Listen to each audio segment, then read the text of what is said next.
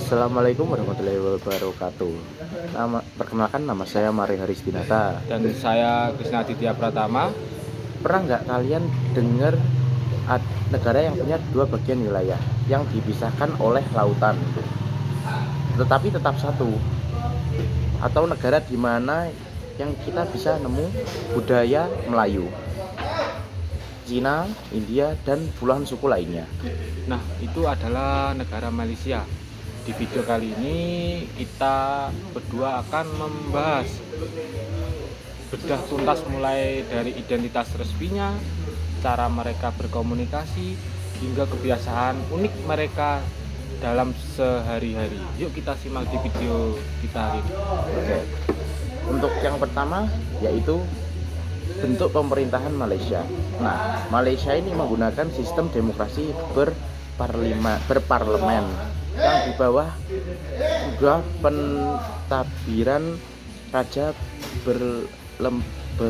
berperlembagaan monarki konstitusional. Nah, ketua negara Malaysia saat ini yaitu Ketua Agung atau Raja Agung. Beliau dipilih di kalangan 9 Sultan Negeri 9 secara bergiliran setiap 5 tahun sekali. Dan ketua pemerintahan yaitu atau Perdana Menteri yang memimpin kabinet. Penjelasannya yaitu sistem ini unik karena menggabungkan sistem demokrasi, rakyat memilih wakil, dan unsur monarki tradisional Melayu. Sang raja bertindak sebagai simbol persatuan dan pelindung agama Islam.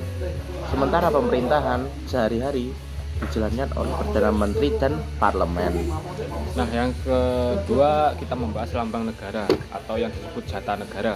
Lambang negara Malaysia ada berbagai macam. Yang pertama, bintang pecah 14 melambangkan 13 negeri atau plus 1 wilayah persekutuan sebagai simbol perpaduan. Yang kedua, anak bulan, lambang agama Islam sebagai agama resmi persekutuan. Yang ketiga, 5 bilah keris mewakili 5 negeri Melayu tidak bersekutu atau yang disebut Johor, Kedah, Parlis, Kelantan, dan Terengganu. Yang keempat, 4 jalur warna merah, merah, hitam, putih, kuning mewakili 4 negeri Melayu bersekutu, Selangor, Pahang, Perak, negeri 9. Yang kelima, pokok Pinang atau Malaka mewakili negeri Pulau Pinang dan Malaka atau disebut bekas negeri Selat. Yang keenam, harimau, simbol keberanian, kegagahan dan kekuatan. Yang terakhir adalah bunga raya, bunga kebangsaan Malaysia. Ya. Selanjutnya ada semboyan negara dan bahasa negara Malaysia. Yang pertama, semboyan negara. Nah, semboyannya itu ada tulisan bersekutu bertambah mutu yang ditulis tulisan Rumi dan Jawi. Yang kedua ada makna semangat permufakatan atau kerjasama akan mempererat perpaduan rakyat dan membawa kemajuan. Ini adalah kunci identitas Malaysia yang multi etnik. Selanjutnya yang kedua yaitu bahasa nasional. Bahasa Melayu bisa disebut juga bahasa Malaysia. Statusnya bahasa resmi dan bahasa kebangsaan karena perkara 152 perlembagaan persekutuan. Nah, penjelasannya kenapa? Karena bahasa ini menjadi lingua franca atau bahasa perhubungan sejak zaman Kesultanan Melayu Melaka. Meskipun bahasa Inggris, Mandarin, dan Tamil banyak digunakan, bahasa Melayu adalah perekat identitas nasional Malaysia. Nah, kita membahas ciri komunikasi verbal. Yang pertama, ciri komunikasi verbal. Komunikasi di Malaysia cenderung tidak langsung atau indirect. Yang pertama, menjaga air muka atau saving face. Orang Malaysia umumnya menghindari konflik terbuka. Jika ada ketidaksetujuan, mereka akan menyampaikannya dengan sangat halus atau menggunakan sindiran agar lawan bicara tidak malu atau kehilangan muka. Yang kedua, pertanyaan pribadi. ya tidak dianggap kasar. Anda mungkin akan ditanya mau makan mana atau dari keluarga mana sebagai bentuk keakraban, bukan usil. Yang ketiga, bahasa campuran.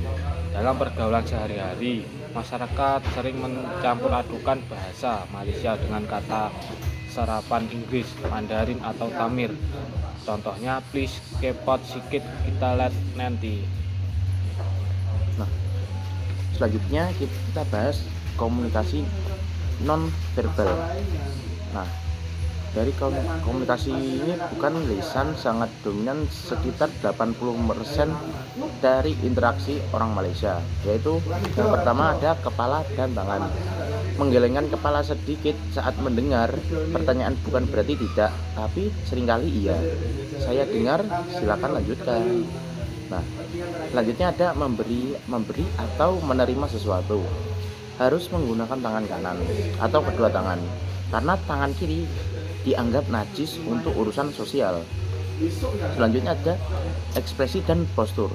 Senyum digunakan untuk berbagai situasi, termasuk saat malu atau bingung, bukan hanya saat senang. Yang kedua ada postur tegak saat berbicara dengan orang tua atau atasan, menunjukkan rasa hormat. Yang ketiga ada larangan.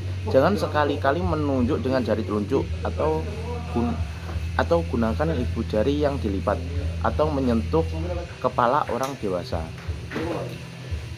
Nah, yang ini saya menjelaskan suku, bangsa atau etnik dari negara Malaysia. Yang masyarakat Malaysia terbagi menjadi beberapa kelompok besar. Yang pertama, Melayu atau Bumi Putra, mayoritas berbahasa Melayu, beragama Islam dan mengamalkan adat istiadat seperti kenduri, doa selamat. Yang kedua, Cina, terdiri dari subetnis Hokkien, Kantonis, Hakka. Mereka memperkenalkan budaya rumah terbuka saat tahun baru Imlek dari permainan gasing. Yang ketiga, India. Sebagai besar adalah Tamil, dikenal sebagai seni Bharatanatyam dan makanan serta kuil-kuil yang berwarna-warni atau taipusam. Yang keempat, Timur Malaysia. Di Sabah ada Kadazat Dusun atau pesta keamatan. Di Sarawak ada Iban, Hari Gawa, dan Orang Hulu. Nah, selanjutnya saya akan membahas kebiasaan sehari-hari orang Malaysia. Nah, kebiasaan makanan dan etika yang harus saya bahas. Nah, makan dengan tangan, terutama di kedai makan tradisional, aturannya adalah gunakan jari tangan kanan untuk menyuap nasi dan jangan sampai tercecer di mana-mana. Kemudian untuk minum teh tarik. Kebiasaan sosial utama. Teh hampir semua urusan dan bisnis hingga gosip diselesaikan sambil menyeruput teh tarik. Teh yang ditarik di kedai kopi. Yang ketiga ada hobi jalan-jalan dan makan angin. Masyarakat Malaysia sangat suka berlibur dan berbelanja, terutama saat ada sale besar atau di pusat-pusat outlet. Nah, dari kelompok kami Kelewatan. Nah, kemudian tradisi atau adat lokal.